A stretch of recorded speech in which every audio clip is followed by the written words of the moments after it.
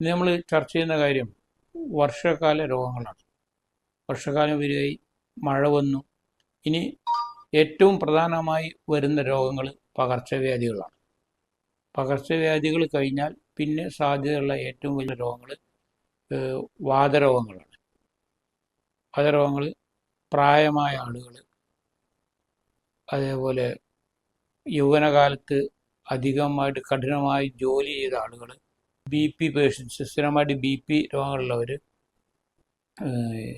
രോഗങ്ങൾ രക്തവാതത്തിൻ്റെ അസുഖങ്ങളുള്ള ആളുകൾ, ഇങ്ങനെയുള്ള ആളുകൾക്കൊക്കെ, ശരീരം മെലിഞ്ഞ ക്ഷീണിച്ച ആളുകൾ, ഇങ്ങനെയുള്ള ആളുകൾക്കൊക്കെ ഈ വർഷകാലത്ത് വാതരോഗങ്ങൾ വരാൻ വളരെയധികം സാധ്യതയുണ്ട്.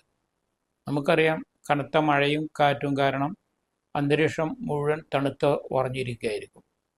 ഈ സമയത്ത് ഈ തണുപ്പാണ് ശരീരത്തിലെ പ്രധാന ഈ രോഗങ്ങൾ, വാതരോഗങ്ങൾ ഉണ്ടാക്കേണ്ട ഒരു കാരണം.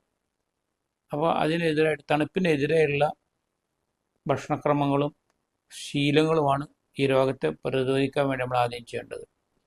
ഡോക്ടറുടെ നിർദ്ദേശപ്രകാരം വാതഹരങ്ങളായ ഔഷധങ്ങൾ ഒക്കെ സ്ഥിരമായിട്ട് കഴിക്കുക. അതേപോലെ കഷായങ്ങളൊക്കെ കഴിച്ചിരുന്നു, അതേപോലുള്ള മരുന്നുകളൊക്കെ കഴിക്കുക. ഒരു 15 ദിവസമെങ്കിലും അങ്ങനത്തെ കാര്യങ്ങൾ ചെയ്യുക.